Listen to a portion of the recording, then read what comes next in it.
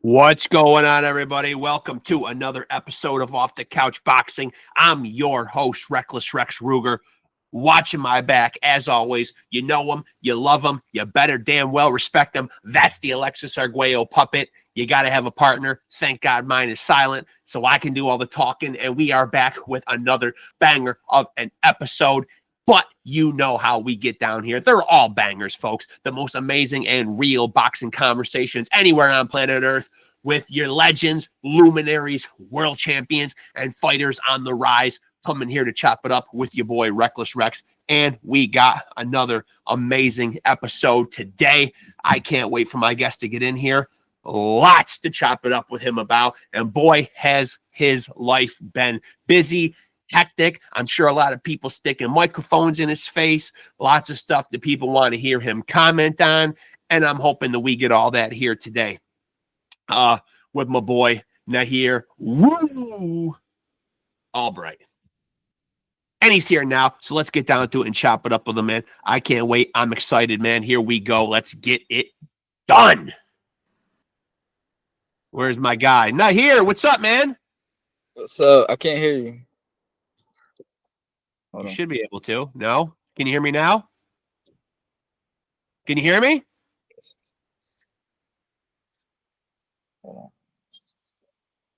Are you able to hear me?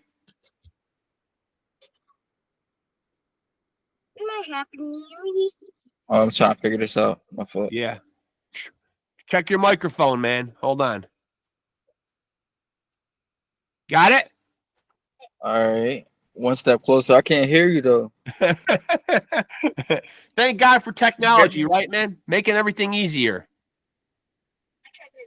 Can't hear you. Hey, hold on. Pop out and pop back in again. See if that works. There he goes, folks. My boy NAHIR, we'll get it right. You know how we get down here. You got me now?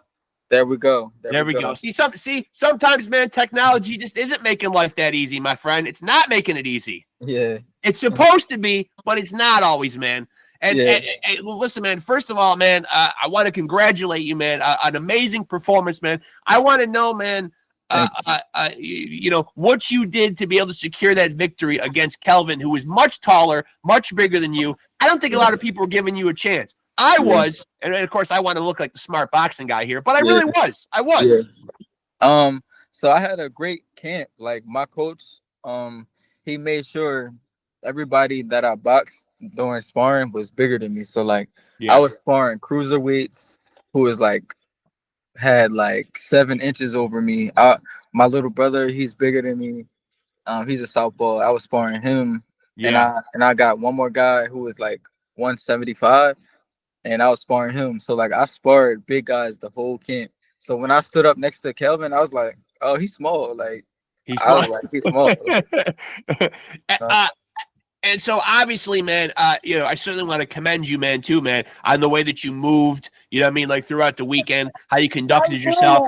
Obviously, I'm sure a lot of people wanted comments, a lot of microphones being stuck in your face, man, for everything that transpired over that weekend, man. Now that all the dust is settled, man, what's your account of it all? You know, it's in the past. I'm looking past that, and I'm just ready to move forward in my career and keep putting on great performances, and you know, one day become a world champion. What would you like to see the resolution be, man, now that it's all settled, man? Like, will there be any kind of like legal ramifications, or will you just keep it pushing and move forward? Yeah, I'm not sure what's going to happen, but okay, so that part's still up in the air. That part's still up in the air. Yeah, my focus is just, you know, moving forward, my career, staying sharp, staying in the best shape possible, and just waiting on what's next for the ring. Do you feel like when you come into a fight like that, man, do you relish, man? Do you take you know, do you enjoy being the underdog when you come into a fight? Is it easier in that role than being the favorite?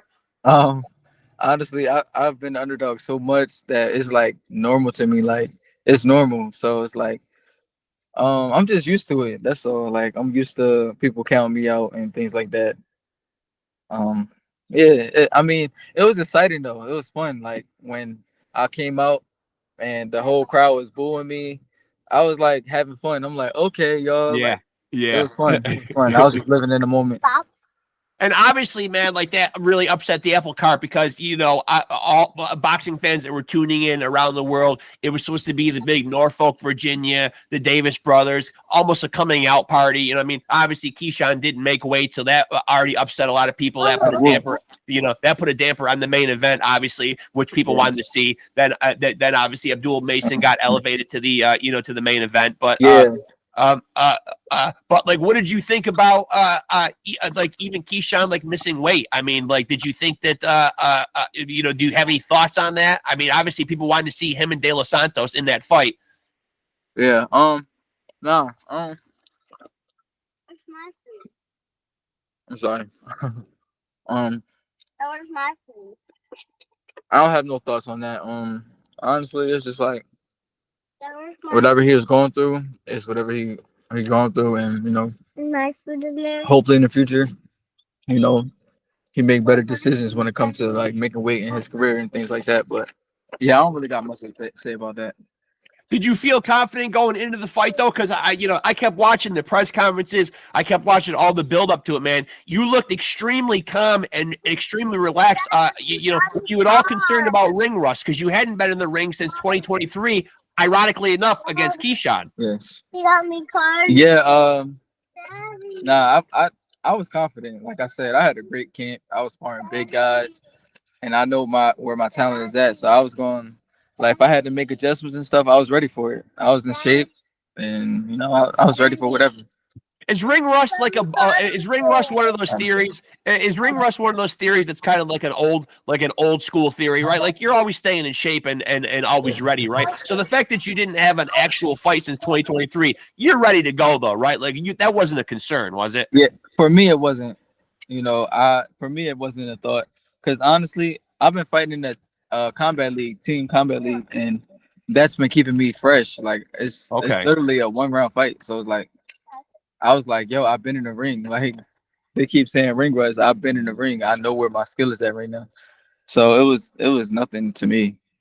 Now, obviously, like a lot was made, you know, afterwards, and you know, I don't know how much of it you've tuned out or have been tuned in with it, man. But a lot has been made about a possible, whether or not this comes to fruition or not, but a potential rematch with you and Keyshawn. Is that something that you would like to entertain? Yes, I would love to fight Keyshawn again. I think that would make for one of the biggest fights this year, like for real. Yeah. Like such a build up, and yeah, and low key, man. You know, and low key, I think because Keyshawn has been so dominant and won a belt so early in his career, I think people forget just how close and competitive of a fight that was with you and Keyshawn. You know, I've gone on and looked in the comment section in YouTube, and I think people think because Keyshawn, you know, has been enjoying a lot of success as of recently, you know, mainly within the last year, 18 months, you know what I mean, that he's just been coasting along or whatever. But that wasn't an easy fight for him, though. Yeah, it was very competitive. And a rematch would be even better. Like, so I think that definitely needs to happen.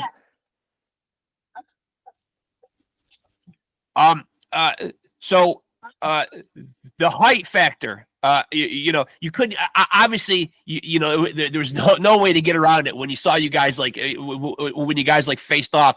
You know, is he the tallest guy you ever fought? Yeah, I think he was. Yeah, he's a tall drink of water, man. Yeah, but I fought close to it though. Like I fought a guy that was like 5'11", and somebody else like maybe 6 foot, or so I fought close to it though. So when those scores are getting announced, man, and you hear that you know, it's a majority decision, man. Yeah, and obviously like you're in the Davis's hometown. You know what I mean? And we have seen worse, you know, we certainly have seen worse scorecards. We've certainly seen worse debacles, man. I mean, were you at all worried when those scores got read? I mean, I'm not sure what the judge who saw it 95-95 was smoking or drinking before the fight or whatever, but Yeah. I would love to get my hands on some of whatever he's getting, man. They must have that good herb down there in Virginia, man. Yeah. I mean, but were you worried, man, like when the scores were getting read that this might not go your way because you're on, you know, enemy turf, so to speak? Honestly, I wasn't worried. Like when it was red, I just like, okay, but I knew I won. Like I wasn't worried. I was like, Yeah. I won.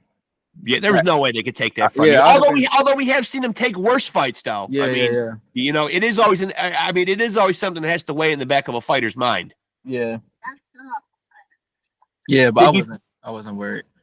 Did you think that were you surprised that were you surprised by anything that he did, and were you surprised about how you know, I hate to say, because you were in the ring, only you could say if it was easy or not, man. Yeah. But it did look like, I know you guys throw around the term easy work, Yeah, but it did kind of look easy. I wasn't. And that's not to be disparaging against Kelvin or whatever, Right. man. But I mean, like, you did put on an A+ performance, man, and seemed to negate anything he was able to do. Right. I wasn't surprised though. Like I said, in training and like I just knew what I was capable of. Like, and it was just time for me to show it. Like long as I brung what I did in sparring and how I've been preparing, I was gonna be fine. And I knew that. Everybody else just didn't know. That's it. Yeah.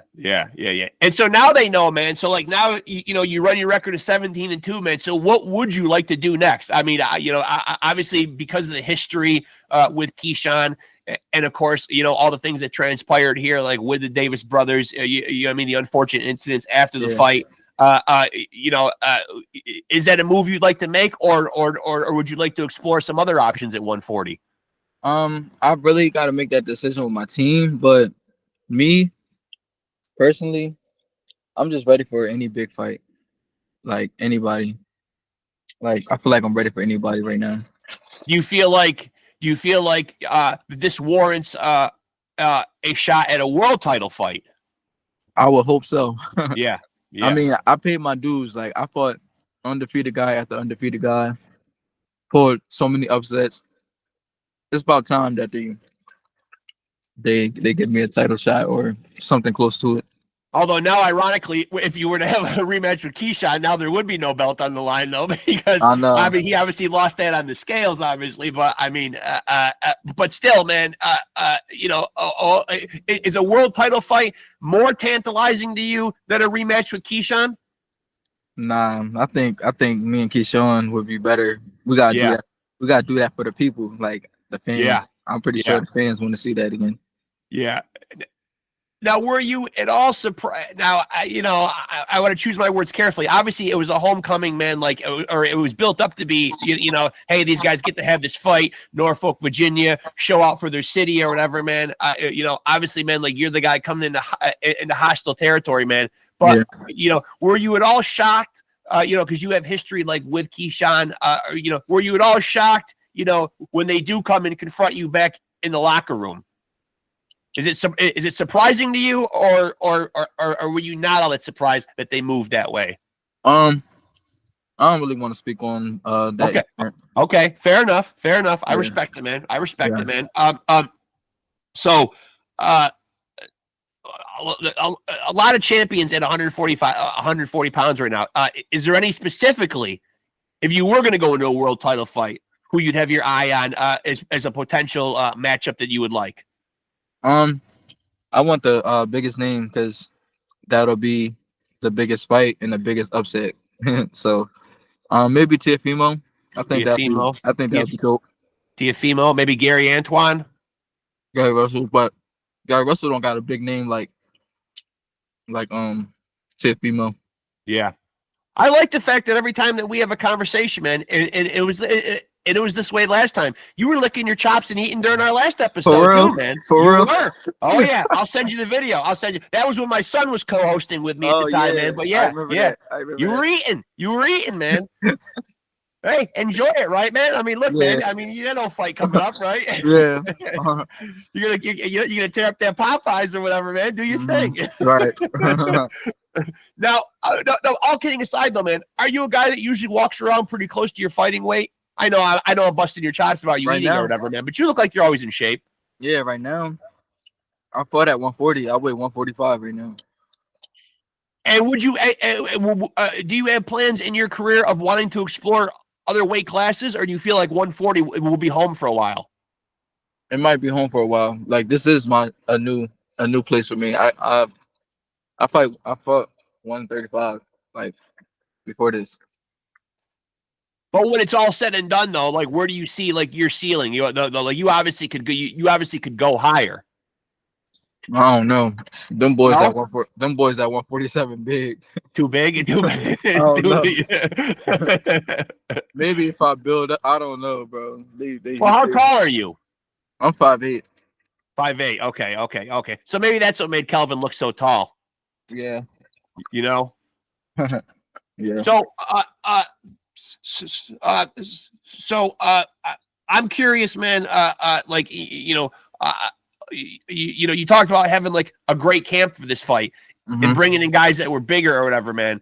Did you study what Kelvin does a lot, or do you leave that up to your guys? Yeah, I don't watch my opponents. No, I only watch them for like, I say like 2 minutes to accept the fight. Like when they say this who you might fight, I watch them real quick. I might watch like 5 rounds, 4 rounds, see what I see, and then I'm done. That's it. I don't study them. And obviously, and I can't think off the top of my head what rounds they were specifically. But you did rock them a couple times and look like you could have finished them off or whatever. Was there anything that you felt like he did in the ring that helped him to avoid that, or was it just was it a matter of you not doing enough, or was it something that he did right to get himself out of that situation? Nah, Kelvin just a warrior. He fought back and he knew how to survive. He had good survival skills, and he fought. So like I said, like it shouldn't be no winner or loser in our match, even though I came home with the belt. But like, yeah, we both put on a great show for the fans. Like we had everybody wanting to see that fight. Yeah, we sold it, and we both went out there and performed. So look, that's a win-win. Wins and losses come with boxing. Feel me? Yeah. And now when you're selling, a fight and hyping a fight, are you a guy that typically enjoys the trash talking part of it, man? Because you are such an affable, pretty gregarious guy, man. I mean, like, you don't seem like you have a lot of animosity. You seem like you look at it like it's business or whatever, man. Are people able to get under your skin, man? Can guys ever make it personal with you? Like, was this personal coming in? It kind of started to get personal, like as they kept talking trash during the week. Yeah. But normally I just pay it no mind and just stay focused on what I gotta do. But I had fun though. It was fun. It was fun. Have you given a lot of thought to like your life? Obviously I know you're young and you still got plenty of fighting left to do, but have you thought about what life after boxing looks like for you? Do you feel like you'll be somebody that'll always keep a foot in the sport? Like, are you interested after your in-ring career is done with promoting or being a trainer yourself? Or do you feel like you'll make a clean break and do something completely different? Yeah, honestly, I feel like I'm gonna make a clean break. I'm gonna be so you're gonna drop that gold album. I'm gonna be so like successful in what I do. Yeah. After my life of boxing, they're gonna be like, "Wait, you was a boxer before?" Yeah. I want it to be like that. The sky's the limit though. Like whatever I put my mind to is what will be. But I just spend time in prayer and let God lead me to where I'm supposed to be next. That's how I'm gonna do that. Do you have an idea of like what life after boxing would look like? Do you already kind of know like the moves you want to make or the ventures you want to get into? Yeah, I think real estate for sure. I also want to be a nurse one day. That's what I do. That's my day job. For real? Oh yeah. Oh yeah, that's on my heart, becoming a nurse. Yeah. And the entertainment business, of course, like singing and things like that. I always kid my wife because I'm an LPN, but she's an RN, so she's got more education. She's got more education than I do, so she makes it. You know what I mean? So she's the breadwinner. Oh, LPN, that's what's up, bro. I really want to become that. So yeah, I might be reaching out to you when I'm in school, bro. Hey, listen, man. I'll help you get through it, man. Absolutely, man. Yeah, I mean, listen, man. Especially post COVID, the healthcare field is thin. You know what I mean? Like they need people, good people. Yeah. I mean, people that are in it for the right reasons. Yeah. I mean, it's tough in this post-COVID world. Right. All the people that you used to hear wanting to get into healthcare, every time I would run into somebody, man, friends from high school, they would say, "Oh yeah, my daughter's going to get into nursing. My kid wants to get into nursing." You're not hearing that as much no more now. Now since COVID happened. Facts. And now you have some medical background though, right? Like you fucked around with it, right? Like you did like phlebotomy and stuff, right? Yeah. Yep. See, I watch what you're doing, man. I Yeah. watch what you're doing, man. So, yeah. So you're the guy coming with the needle. That's why you're wearing all red. Yep. Nobody wants to see you coming. Yeah, they used to call me a vampire. Yeah, a vampire. But no, seriously. All kidding aside, though, man. Realistically. And I'm not sure, like now that he's lost the title, man, what Keyshawn's next move, and I certainly don't want to speak on behalf of him or his team, man, but do you realistically feel in your heart of hearts that that's a fight that Keyshawn wants to revisit because it was so competitive? I wonder if there was a little chippiness. At least I thought watching the press conference that the Davises were a little chippy towards you because of how competitive that fight was, and because they view you as a bona fide viable threat to them, and obviously people do call into question, hey man, but this guy gave this guy gave Keyshawn all he could handle, man. You know what I mean? And obviously that fight did end up being declared a no contest because of the marijuana stuff and all that yada yada yada bullshit that happened or whatever. But realistically, do you feel like that's I know you'd like to see it happen, but realistically, do you think it's a fight that will or can happen? Realistically, after all that's had transpired that weekend, I think it's a possibility. Yeah. Before that, maybe not, but now it's definitely it's a possibility that it could really happen. Yeah, because I remember our last conversation specifically. I remember you definitely saying Keyshawn needed to see you again. Mm-hmm. Yeah, so I know there was a fight that you wanted to revisit again, but I feel like there's been like a certain gas thrown onto this fire, of this dynamic with you and the Davis family. Yeah. It seems like it's a fight that has to happen, and I think it would generate big numbers, man. Yeah, regardless of whether there's a title on the line or not. I mean, because obviously, like this has made, it certainly caused a stir in the boxing world. Mm-hmm. Yeah, it sells itself. It sells itself, I think. Yeah, I agree. But you think so? In your opinion, it's bigger than a world title fight in your mind? Yeah. Just because of the stuff that's transpired. Mm-hmm. Yeah. I don't know, man. I would really like to see you in a world title fight, though, man. I feel like you grinded, though. I feel like you grinded, though, man. You know what I mean? Like you're there. You know what I mean? Like you're there. It's gonna happen. I'm gonna get my world title. I mean, it seems like it has to. It seems like it has to, right? Mm-hmm. Yep. Look at your daughter back there, man. Yeah. She's laughing. And so at the end of the day, man, how active would you like to be for the rest of 2025? Do you feel like that's it, or will you get another fight in? I would love to get like another. So I would love to get like another 2 fights in. Another 2? Okay. Yeah, 2. So, obviously, I know it didn't go down great in Norfolk, but is that a place that you would go and fight in again? Yeah, I just stop. I would just come with more people. Yeah. But I would. Bigger entourage. I would go there again. I know I'm crazy, but hey, I would. It just kind of leaves a bad. I mean, it kind of leaves a bad taste, and that's not to say anything demeaning to. I'm sure Norfolk people are absolutely like amazing, and they certainly should still put on great events there, and they shouldn't let one unfortunate event shouldn't be a black cloud over the whole area. You know, I mean, it's unfortunate that it happened, though, man. But listen, man, I think you handled it with a lot of class, man. Like, did you find it a difficult situation? And did you find it difficult to keep yourself in check? Obviously, you must have been going through a lot of emotions, anger, frustration. You know what I mean? Maybe wanting some get back. You know what I mean? Like you and your team or whatever. Did you find it hard because you really didn't move? And doing this podcast, I try to stay tapped into a lot of the boxing groups, man, and people really do. You've gained a lot of fans, I think, more so because of the performance, but more so because of feedback from the fans on how you moved and how you handled it all. I think God me having my relationship with God just changed my heart. Like, I try my best to react how God or Jesus would act in a situation like that.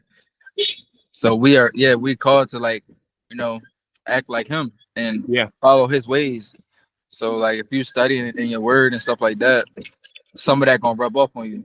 Yeah. And I feel like that's what happened. Like that's Yeah. Well, listen, brother, man. Listen, I'm super stoked for you, man. I'm super stoked, man. You know I'm a fan, man. Yeah. I'm locked in. I can't wait to see what you're gonna do next, man. I know people probably been coming at you from all different kind of angles, man, wanting to chop it up with you, wanting to hear your side of things or whatever, man. So I appreciate you as always, man, coming on here and making some time, man. And you're out with the family and everything, man. So I appreciate it, man. All right, for sure. I appreciate you for having me. Thanks for having me, man. Always, man. You got a platform here all the time, man. And to definitely stay in touch. And when you got some news and something's popping and another fight, man, we'll jump on here and we'll do it again, man. All right, brother. Appreciate you, man. All right. Thanks, NAHIR. There he goes, folks. NAHIR Albright, who is coming off one of the performances of his life, although he turned in a great performance his fight before that against Keyshawn Davis, and just turned in a great performance against a much bigger opponent in Keyshawn's brother, Kelvin Davis, winning in Norfolk, Virginia, which was going to be a coming-out party for the Davises. Keyshawn, as we all know in the boxing world, did not make weight and ultimately gave up his belt on the scales. Edwin De Los Santos could have won that belt, but they couldn't come to an agreement, a catch weight, a hydration clause, whatever was going on, negotiating to get the monies right or whatever. So that fight was completely scrapped.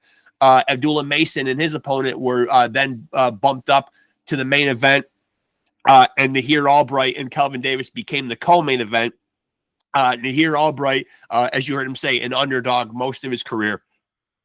Certainly an underdog in this fight. The smaller guy, Kelvin Davis, a big height and big reach advantage. But NAHIR got in there and did his thing, man. And, I know these guys always throw around the term, oh, you're easy work. But NAHIR that night really did make it look easy. Rocked Kelvin in a couple different rounds.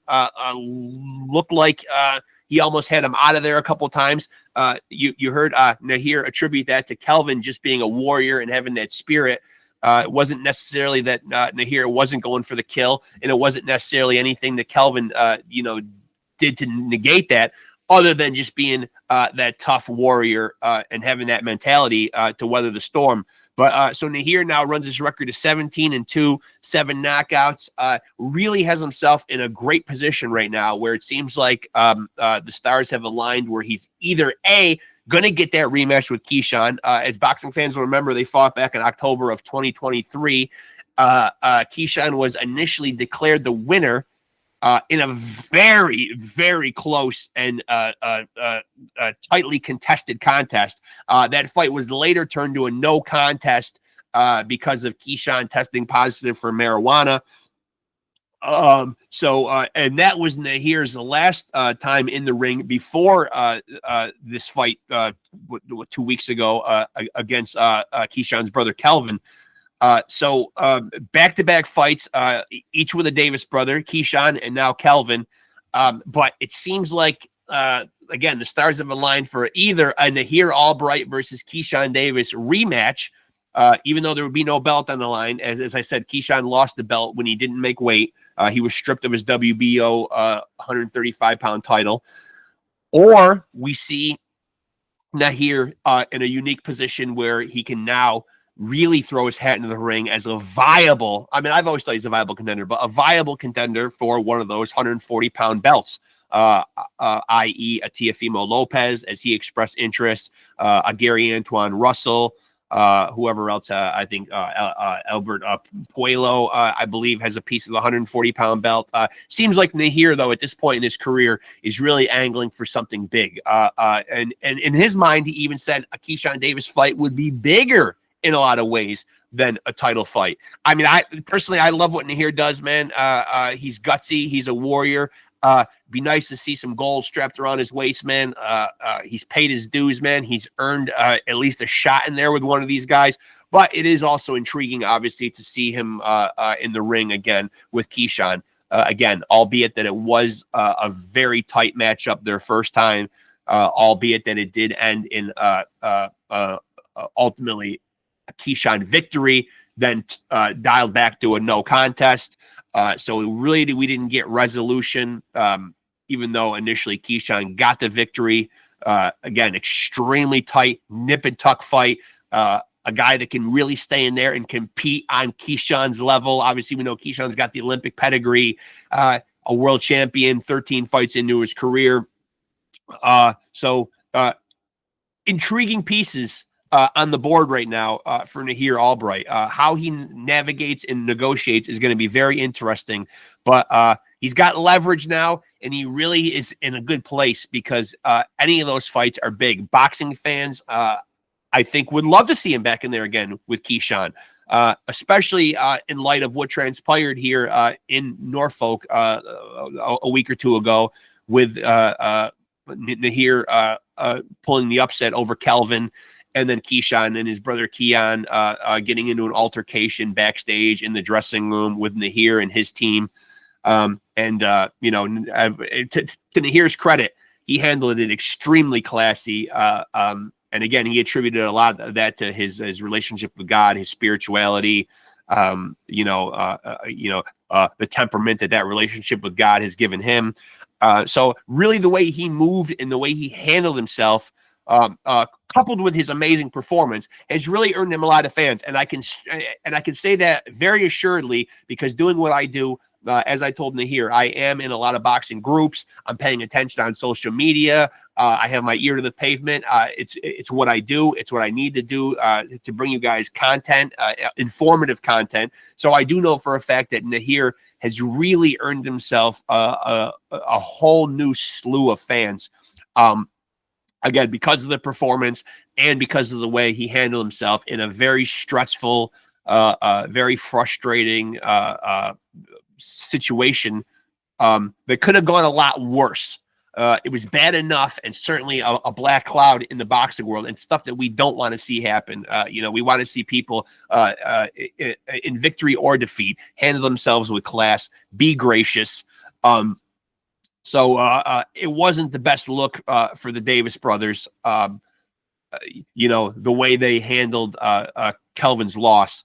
But NAHIR really handled himself amazingly, and people are speaking about him in glowing terms. And so I think people are going to want to see him in big fights, albeit a Keyshawn rematch or a world title fight. Again, 17-2, and he's really, with this performance, put himself in the thick of some great situations. No matter which way he looks, he's probably going to step into something extremely big. And I'm happy for him, man. He's been on my podcast before. He is always chowing down. But hey, man, the fight's in the books. Chow down, my man. Although you can go back and watch our first episode when my son Frankie the Flamethrower was co-hosting with me, and NAHIR was in the comfort of his own home. And yes, he was eating. So it must be Off the Couch Boxing. When he's going to come on here with me, it just elicits that response from him. He wants to chow down when he's chopping it up. So, I mean, hey, man, all it did was make me hungry. I'm going to sign off. I'm going to go get my eat on. I can't wait, man. So whatever he was mowing down on, and I think he was rolling through the drive-thru, man. I like it, man. It might be a drive-thru night for me as well. So thank you for the inspiration, NAHIR. Just made my dinner plans much easier. So again, big thank you to NAHIR ALBRIGHT. Wu pulled off a big upset, man. I'm happy for him. And we will definitely have him on again when he's got some news of a fight. Something's popping. We'll get him back on here and we'll chop it up with him again. So make sure to like and follow Off the Couch Boxing on Facebook. And make sure to like, subscribe, and hit the notification bell on this channel to stay tapped in to the most amazing and real boxing conversations anywhere on planet Earth.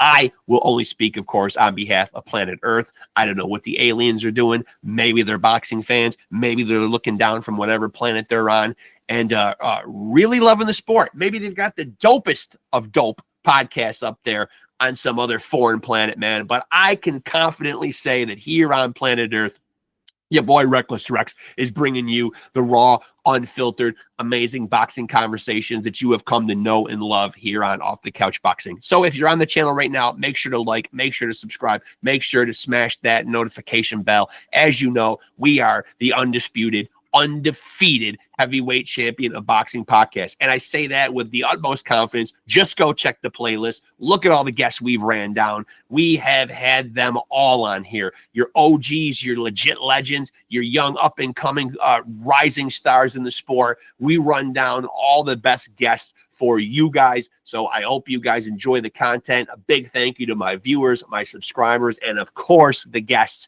who without them, I couldn't do what I do. And that's why we are the Champion of Boxing podcast. And the good news is you too can be a champion. And all you got to do is continue to stay tapped in with Off the Couch Boxing and continue to roll with the champs. Peace.